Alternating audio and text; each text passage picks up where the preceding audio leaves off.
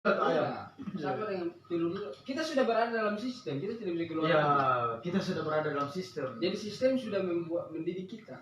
Siapakah yang pernah terdidik di luar dari sebuah sistem? Tidak ada.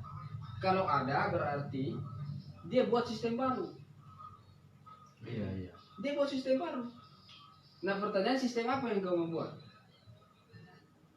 Iya. Sistem apa? Demokrasi. Liberal pasti dia. Bicara hilafah pasti Islam. Maka enak gimana? Ya Pancasila sistem bernegara. Nah pertanyaannya Pancasila itu benar memang adalah falsafah yang digali dari bumi Indonesia atau bukan? Itu masalahnya. Itu menjadi Sebuah sistem bernegara yang sistem Pancasila ini adalah sistem bernegara yang memang benar-benar lahir dari bumi kita atau tidak? Atau jangan sampai dia dicangkup dari mana-mana. Iya. Dicangkup dari mana-mana kemudian dijadikan sebuah simplifikasi yang bernama Pancasila. Dan Bung Karno terinspirasi di ND begitu tuh, ketuhanan yang Maha Esa. Ya ketuhanan yang Maha Esa kan gitu. Nah Tuhannya orang Indonesia itu apa kira-kira? Apa dasar spiritual orang Indonesia? Animisme, dinamisme, politeisme, hedonisme itu sebuah ajaran spiritual leluhur kita, harus diakui itu. Bahwa leluhur orang Indonesia itu menganut paham animisme, dinamisme. Terus apa maksud dari ketuhanan yang Maha Esa? Iya. Lantas kenapa yang diakui adalah Islam, Nasrani, Konghucu? Kenapa animisme tidak diakui padahal dia adalah sebuah ajaran kearifan leluhur kita? Kenapa tidak dilegalkan di Indonesia? Bukankah Islam itu adalah ajaran agama yang ada di Arab? Bukankah Kristen itu ajaran agama yang berkembang di Roma dan Jerman? Bukankah Hindu dan Buddha itu ajaran agama yang berkembang di Asia Timur? Lantas apa agamanya orang Indonesia sebenarnya? Apa agamanya orang Indonesia? Ya kita harus mengakui secara jujur bahwa agama orang Indonesia dulu animisme, dinamisme, politeisme. Islam dibawa datang masuk di Indonesia, Nasrani dibawa datang masuk di Indonesia, Buddha, Hindu dibawa datang masuk di Indonesia, diakomodir menjadi ketuhanan yang Maha Esa, Pancasila. Kan begitu. Berarti Pancasila mengakomodir semua. Iya, mengakomodir semua agama yang dibawa masuk ke dalam Indonesia, bukan agama yang keluar dari Indonesia. Kan begitu. Karena Islam bukan hadir di Indonesia. Saya bilang Islam hadir di Indonesia. Dan itu menepis Islam Nusantara secara tidak langsung. Karena Islam bukan hadir di Indonesia. Islam hadir di Arab. Karena gitu. Kenapa? Islam hadir di Indonesia bagaimana cara? Nah, makanya saya bilang tadi itu supaya social distance itu berjalan lancar, berikan pendidikan yang baik kepada rakyat Pak Jokowi. Pak Jokowi harus hadir sebagai seorang presiden untuk memberikan edukasi terhadap rakyatnya. Jangan keluar rumah ini diakomodasi untuk kau tidak keluar rumah. Kawal proses penganggarannya sampai ke masyarakat akar rumput. Karena karakter birokrasi orang Indonesia itu karakter bejat. Apakah cocok dengan kebijakan bantuan langsung tunai BLT kepada masyarakat? Saya kira efektif juga proses, cuman yang bermasalah adalah proses penyalurannya. Jadi negara tidak boleh main himbau, tidak boleh. Sedikit-sedikit dihimbau, macam LSM sudah ini. Maksudnya negara tidak boleh hadir sebagai otoritas yang kerjanya akan dijamin, akan diberikan. Artinya bikin dulu sistemnya, sampaikan ke muka publik bahwa akan seperti ini dan itu betul berjalan. Iya, jangan dihimbau. Jangan menghimbau. Akan. Yang menghimbau itu LSM. Itu bukan negara. Akan dijamin, akan diberikan. Ini solusi, Pak. Untuk memutus mata rantai penyebaran COVID-19, maka seluruh masyarakat Indonesia dirumahkan. Tidak boleh ada proses yang keluar. Jadi sektor-sektor ekonomi tetap berjalan, manufaktur untuk tetap memompa perekonomian Indonesia tetap berjalan. Jadi yang semua yang tidak punya kepentingan di luar tidak boleh dikasih masuk. Bagaimana caranya? Ganti staf khusus saya masuk. Saya jadi staf. Kalau ini kok saya bertanya keras, keluar dari kita pakai dugaan saja. Kira-kira ada orang yang di belakang Pak Jokowi atau tidak? Ya pasti ada lah kayaknya. Ya maksudnya yang paling nomor satu, Oh, yang kira-kira kira-kira Fir'aun masa kini. yang buat sehingga kenapa tidak di lockdown, kenapa anggaran yang dia janjikan itu tidak pernah nyata dilakukan. Ya artinya mungkin ada pengarah, ada pembisik yang sekaligus sebagai pengarah dan lebih berperan di atas bahkan nih kebijakannya. Tidak, maksudnya kalau saya ditanya secara pribadi sebenarnya, saya kira Pak Jokowi pasti mau menyelamatkan rakyatnya, pasti itu. Betul. Pasti. Karena persoalan kemanusiaan. Persoalan kemanusiaan itu yang pertama, yang kedua ini periode terakhir. Secara elektoral dia sudah tidak bisa lagi mencalonkan 2024. Ya. Tidak bisa. Jadi ini masa baktinya untuk menunjukkan bahwa dia adalah seorang pemimpin yang memang ditahbiskan seperti Umar bin Khattab. Masya Kan Allah. begitu kan? Dia kan pernah ditahbiskan sebagai Umar bin Khattab di Indonesia. Jadi ini adalah masa bakti dia untuk menunjukkan bahwa memang dia benar-benar seorang pemimpin yang mendengarkan walaupun sehelai daun yang jatuh di atas tanah. Jadi dia harus tahu itu. Dan saya sangat yakin memang beliau bisa. Cuma ini ada cumanya. Iya, iya. Proses penyaluran ini yang memang kadang tidak sampai ke masyarakat kita. Karena itulah juga susahnya, karena ya memang kita juga sedih sebenarnya. Sedih karena proses penyebaran COVID ini cepat dan tidak menutup kemungkinan, tidak ada garansi orang yang kemudian hari ini bicara-bicara sehat-sehat, dia tidak menutup kemungkinan kita akan terdampak juga. Ya, makanya dalam kondisi merebaknya wabah seperti ini, ya kita harus optimis. Sebagaimana Ibnu Sina membangkitkan giroh optimisme saat Isfahan, ibu kota kerajaan Persia, dilanda oleh wabah pes, Black Death itu istilahnya. Wabah pes itu. Jadi ini mirip sebenarnya kalau mau dikaji secara global. COVID-19 itu mirip dengan bagaimana proses terjadinya wabah Black Death, wabah pes di kota Isfahan di kerajaan di kerajaan Persia waktu itu. Mirip sebenarnya kalau kita mau lihat bahwa ini kalau ada perdebatan internasional yang meyakini ini ya. Makanya saya setelah membaca beberapa jurnal internasional itu, saya meyakini bahwa ini memang bukan kerja Tuhan. Bukan. Sekalipun memang tidak ada sesuatu yang bisa keluar dari real takdirnya. Tidak ada memang, kan gitu. Tidak ada.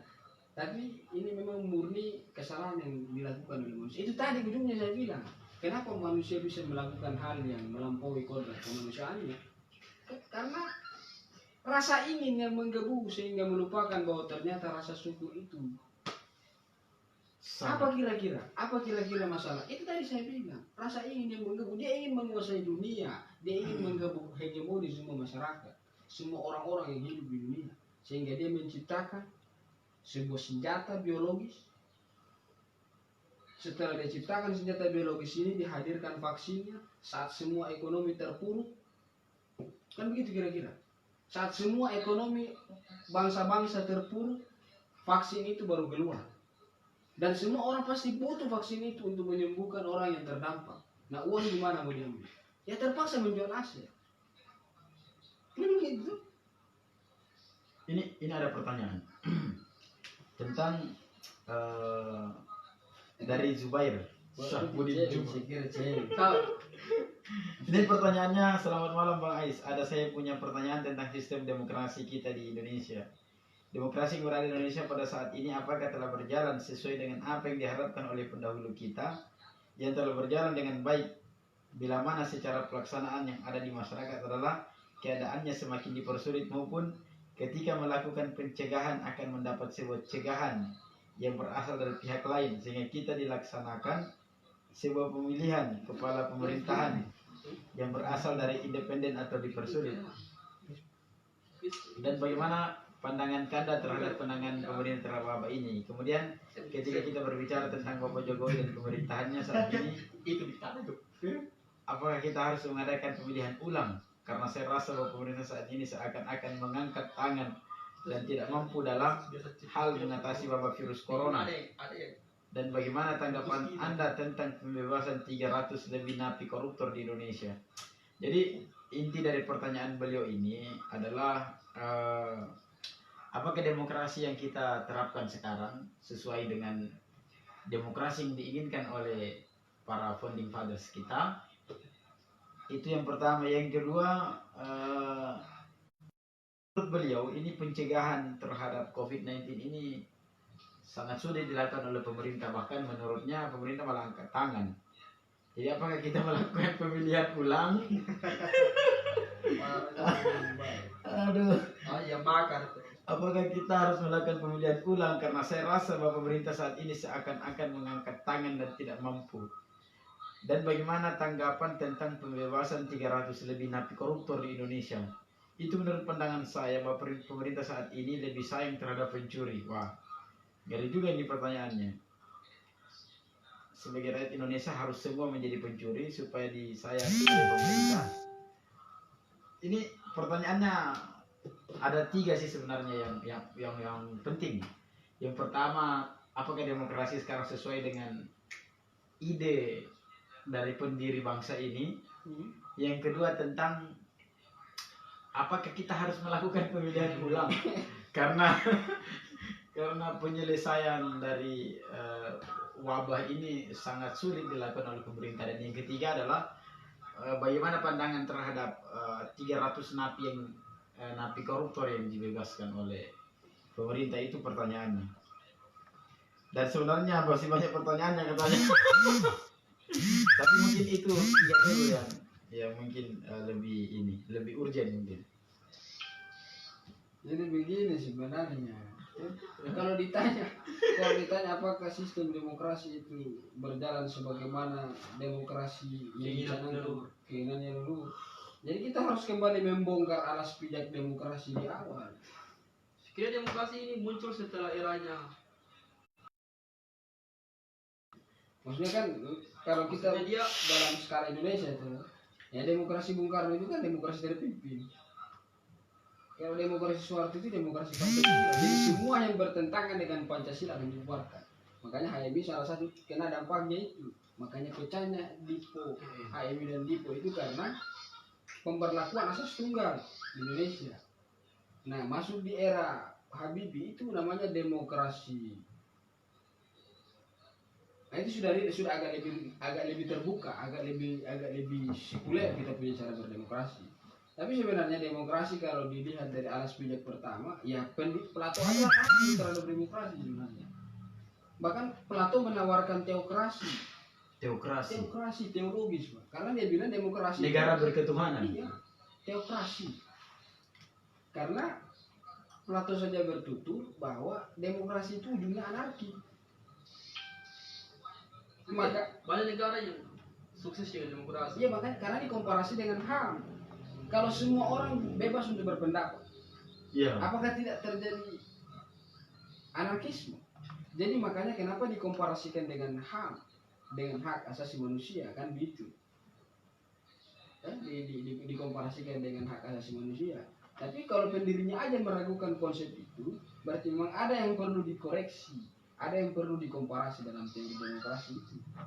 Yang pastinya demokrasi baik jika dilaksanakan oleh orang yang baik, kan begitu.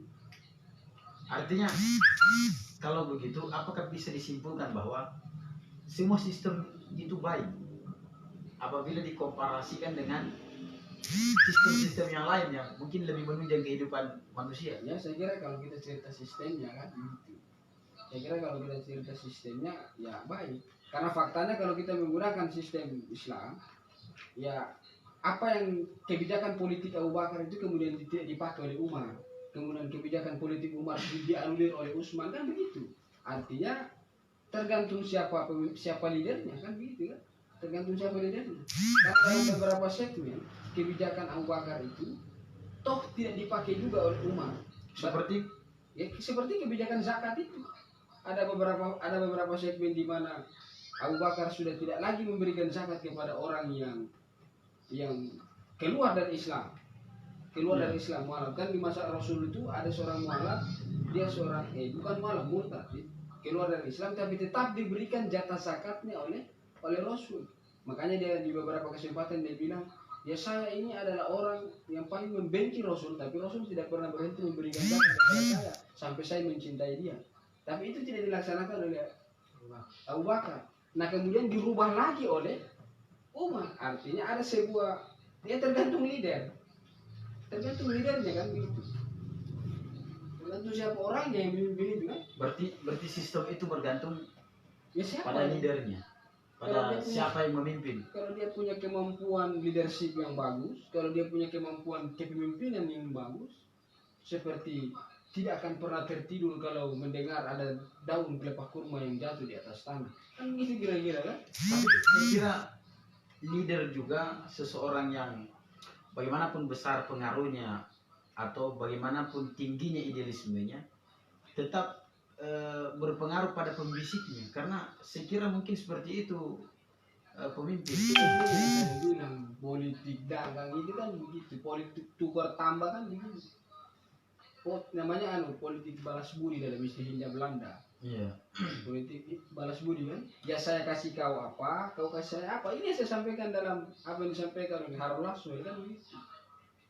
Who get what, how and when kan begitu. Saya kasih kau apa, kau kasih saya apa kan begitu. Nah ini yang masih dipakai. Jadi bukan solusi itu melakukan proses pemilihan ulang di Bayer. Zubair, dengar ya Zubair. Bukan solusi. Bukan solusi itu melakukan pemilihan ulang. Bukan solusi. Sekarang kita harus mengakui bahwa Insinyur Haji Joko Widodo adalah Presiden Republik Indonesia. Ya, harus diakui bahwa Harus Jokowi diakui. adalah presiden, Zubair. Bahwa Bapak Insinyur Haji Joko Widodo merupakan Presiden Republik Indonesia, dan rakyat Indonesia sebanyak 270 banyaknya yang rakyat Indonesia sangat berharap kepada Presiden untuk menggunakan kemampuan leadershipnya Bisa dalam menyelesaikan. menahan dan melaju proses penyebaran COVID. Kan begitu. Jadi dengar ya Zubair, itu yang Anda tanyakan tadi bukan solusi pemilihan ulang. Bukan solusi. Karena tidak ada juga regulasi di dalam undang-undang yang membenarkan hal itu. Jangan Anda ini mau melakukan makar. Jangan-jangan Anda mau makar ini Zubair. Ya, yang ketiga apa tadi? Yang ketiga tentang pandangan terhadap pembebasan 300 narapidana koruptor ini. Menurut Zubair ini, bagaimana kira-kira tanggapan ini?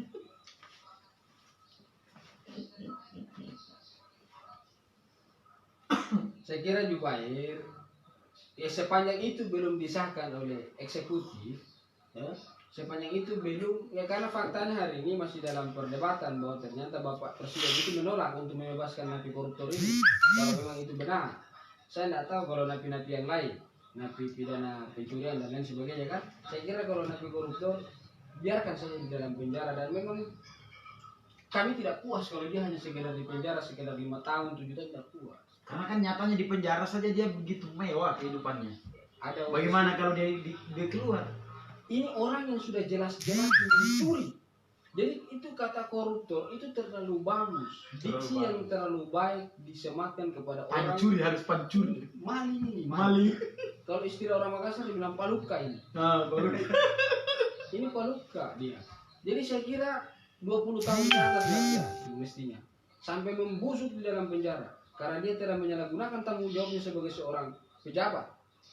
Kemudian menyalahgunakan tanggung jawabnya sebagai seorang pejabat untuk mengeksploitasi, bahkan menggunakan otoritas pejabatnya untuk mencuri uang rakyat. Ini kurang ajar. Jadi sebaiknya di dalam penjara saja dia. Tidak ada gunanya dia di luar. Tapi ada pertanyaan begini Bang. Artinya tidak semua koruptor itu mencuri uang rakyat. Karena kenyataannya adalah banyak juga orang yang dikorbankan untuk melindungi salah satu nama atau melindungi salah satu institusi atau melindungi orang lain. Karena ketika melihat perjalanan sejarah bangsa ini, artinya ada hal demikian yang terjadi. Ada orang yang kemudian dikorbankan untuk melindungi seorang tokoh misalnya. Ya bisa juga terjadi seperti itu. Jadi mungkin itu juga pikiran Yasona Lawli untuk membebaskan 300 napi koruptor itu, ataukah mungkin pandangan kemanusiaan, tapi saya kira terlalu terlalu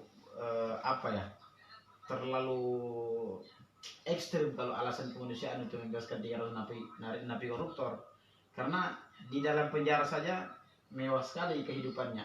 ada tempat tidurnya mewah, ada WC-nya, ada semuanya. Saya kira terlalu banyak manusia. Itu hanya sekedar 300. Iya. Masa nilai kemanusiaan kita diukur sama orang yang 300 melakukan Pancurian. pencurian yang jelas-jelas secara legal hukum dia secara legalitas hukum positif dia sudah ditetapkan sebagai seorang koruptor. Makanya Mempersempit. maksudnya melakukan kontradiksi itu. Jangan kita membuat dia menjadi bertabrakan bahwa ukuran kemanusiaan kita itu diukur saat kita mencoba meloloskan agenda Yasona Rolai membebaskan 300 napi. Sudah, ayolah, maksudnya kita akui secara fair bahwa dia memang berdosa. Kan begitu. Jadi harus menjalani itu. Dia harus menjalani. Kita harus akui secara fair. Dia tidak dalam keadaan terpaksa untuk melakukan korupsi. Jadi beda konteks orang yang dalam keadaan terpaksa lapar melakukan pencurian dengan orang yang memang hanya untuk memenuhi keinginannya, bukan untuk menutupi kebutuhannya, tidak. Berarti korupsi itu terlalu halus. Iya, terlalu halus karena dia mencuri uang dalam konteks tidak untuk memenuhi kebutuhan, Tapi memenuhi keinginan. memenuhi keinginannya. Dan orang yang memenuhi keinginan adalah orang yang tidak punya rasa syukur. Orang yang tidak punya rasa syukur adalah orang yang kufur terhadap nikmat. Berapa kali Tuhan jelaskan dalam Quran surat Ar-Rahman orang yang kufur terhadap nikmat. Dan itulah alasan salah satu diturunkannya bala kepada orang-orang yang tidak punya rasa syukur. Ini maksudnya saya tadi. Jadi saya kira begitu. Tuh, Jadi lucu juga statementnya itu Pak Soda. Untuk mengurangi penyebaran COVID. kita harus membebaskan para napi. Lucu juga. Siapa juga yang membawa orang ke sana? jadi Ini yang lucu lah, tapi itu kelihatan sekali solo apa? Satu masalah yang digunakan untuk ambil kesempatan keluar teman-temanku ini. Oh, gitu. Jadi kalau saya sebagai sebuah statement akhir atau kesimpulan, Ya. maksudnya kan begini. Ya, kesimpulannya seperti apa ini? Kalau saya melihat- diskusi malam ini. Ya ini kan, ya maksudnya kan beginilah diskusi ala orang pinggiran kan, diskusi berserak. Kalau saya melihatnya COVID ini sebagai sebuah langkah pada tatanan awal tadi yang saya sampaikan di motor itu, new world order. Ini kita mau menuju kepada kehidupan baru sebenarnya. Oh iya. Kita mau menuju kepada kehidupan baru. Nah, saya seringkali menyampaikan bahwa ada diktum dalam Perang Dunia Kedua. Ada diktum dalam Perang Dunia Kedua yang sering digunakan. Bahwa awal dari sebuah perang militer itu diawali oleh perang dagang. Jadi perang militer itu tidak akan pernah terjadi sepanjang seluruh instrumen perang itu tidak pernah digunakan. Dan salah satu instrumen perangnya adalah istilahnya itu biological warfare. Apakah itu? Senjata biologi, perang biologi. Nah, sudah banyak klaim yang menyebutkan bahwa entah ini adalah saling klaim. Amerika mengklaim bahwa ini adalah kebocoran senjata di Cina. Cina mengklaim bahwa ini adalah serangan senjata yang dilakukan oleh. Terlepas daripada itu, yang jelasnya konklusinya ini adalah perang. Dan Indonesia sebagai sebuah negara yang berdaulat gagal menganalisis bahwa ini adalah perang. Ini adalah sebuah perang. Perang yang dilakukan oleh blok Amerika dan blok Cina. Ini jelas faktanya. Sama waktu kenapa Bung Karno mengambil gerakan non-blok. Kenapa Bung Karno mengambil gerakan non-blok? Karena dia tidak mau masuk di blok yang diciptakan oleh Amerika dan masuk di blok yang diciptakan oleh Uni Soviet. Makanya dia buat gerakan non-blok bersama Presiden Tito, Presiden Yugoslavia, bersama Gamal Abdel Nasser, bersama dengan Pandit Jawaharlal Nehru. Jadi dia mengambil sebuah gerakan non-blok, kan begitu. Jadi itu gerakan non-blok. Nah, mestinya dari awal di bulan Desember tahun 2019 Jokowi sudah harus menggunakan kemampuan leadershipnya untuk melihat bahwa ini adalah fakta perang. Dia bangunlah sebuah gerakan. Ya, bangun gerakan yang sama seperti dibangun oleh Bung Karno. Saya tidak mau masuk di sini dan tidak mau masuk di sini. Saya berdiri sendiri. Ya. Nah, saya kira kajiannya lain lagi kalau kita cerita skalanya internasional. Karena banyak di literatur yang kita harus banyak sumber yang kita harus satukan. Yang pastinya ini adalah sebuah tatanan di world order. Ini tatanan di world order. Jadi memang hanya kalau dalam istilah Darwin itu disebut hanya orang yang bisa survive, yang bisa bertahan. Hanya orang yang bertahan dengan ini the selection nature. Ini seleksi alam. Seleksi alam ini. Di sini dilihat siapa yang punya imunitas kuat. Itu yang akan bertahan. Karena memang dalam berbagai penelitian ini adalah pengurangan populasi sebanyak 3% dari seluruh jumlah populasi yang ada di dunia. Dan itu memang sering dilakukan dalam 1000 tahun. Selama 1000 tahun. Nah, jika analisis orang selama 1000 tahun sudah seperti itu, berarti ya ini saya akan begini. Tidak akan mungkin kemampuan kerdil manusia, otak manusia yang kerdil itu mampu mengetahui pekerjaan Tuhan yang maha sempurna. Kalau dia menganggap COVID ini adalah pekerjaan Tuhan. Kalau dia menganggap bahwa Tuhan yang menciptakan COVID ini, dengan menggunakan instrumen apa kau tahu bahwa itu pekerjaan Tuhan? Kalau kau menggunakan instrumen yang diciptakan Tuhan di dalam diri kita untuk mengetahui bahwa ini adalah kehendak Tuhan, berarti Anda membatasi Tuhan yang terbebas ruang dan waktu itu menjadi terbatas ruang dan waktu. Saya tidak bisa menjustifikasi bahwa ini pekerjaan Tuhan karena saya punya otak kerdil untuk mengetahui pekerjaan yang maha sempurna. Kan begitu. Tetapi tidak ada pilihan lain selain memasrahkan bahwa memang segala kegetiran, segala kecemasan itu harus berpulang kepadanya. Tidak ada memang yang pantas. Sekalipun saya tidak tahu apakah ini pekerjaannya atau bukan. Karena saya tidak mampu mengerti. Kapan saya mampu tahu bahwa ini adalah kehendak Tuhan? Berarti Tuhan yang selama ini digambarkan di berbagai kitab yang terbebas ruang itu menjadi terbatas ruang. Jadi sudahi menyalah-nyalahkan Tuhan. Ayolah jangan menyalah-nyalahkan Tuhan. Sudah. Kapan Anda menyalahkan Tuhan? Berarti Tuhan memang terbatas ruang. Saya tidak tahu apakah ini Tuhan yang buat atau bukan. Karena tidak ada kemampuanku untuk bisa tahu. Kita bisa mengetahui bahwa ini adalah akibat dari perbuatan yang kita lakukan itu berdasarkan petunjuk teks. Ya, berdasarkan petunjuk teks ini. Berdasarkan petunjuk teks yang disampaikan Tuhan. Ya. Quran surat Rum. Akibat kerusakan di muka bumi itu akibat dilakukan oleh tangan manusia. Dan aku akan melimpahkan dan lain sebagainya. Kan kira-kira begitu. Nah makanya sebagai kesimpulan saya kira apa yang disampaikan oleh Ibnu Sina itu sangat jelas bahwa kepanikan itu adalah penyakit. Ya? Kepanikan itu adalah penyakit dan ketenangan itu adalah awal kesembuhan, adalah obat, dan kesabaran itu adalah awal kesembuhan. Dan begitu. Memang tidak ada pilihan yang paling lain, yang bisa kita lakukan selain memulangkan segala kecemasan kita, segala kegetaran kita, segala kepanikan kita kepada dinding langit, karena hanya Dia yang mampu menampung segalanya. Hanya Dia yang mampu menampung. Semoga kita bisa bertemu dengan Ramadan dan berkunjung lagi dengan Ramadan. Tuh. Harusnya meriah, tidak jangan seperti tahun-tahun ini yang begitu horor ditahan. Bukan apanya kan begitu. Saya kira begitu saja dulu. Iya, jadi bagaimana Pak Bento? Closing statement? Ya mungkin itu yang sudah disampaikan oleh beliau tadi. Susah Saya bahkan tidak mampu untuk menarik kesimpulan dari apa yang beliau sampaikan karena sangat kompleks dan sangat terperinci apa yang sudah beliau sampaikan tadi, sehingga ketika saya menyimpulkan maka takutnya mengurangi takaran makna di dalam bahasa dan kata-kata beliau tadi. Untuk itu mungkin kita akan bertemu di segmen berikutnya dengan pembahasan yang lain. Demikian, assalamualaikum warahmatullahi wabarakatuh.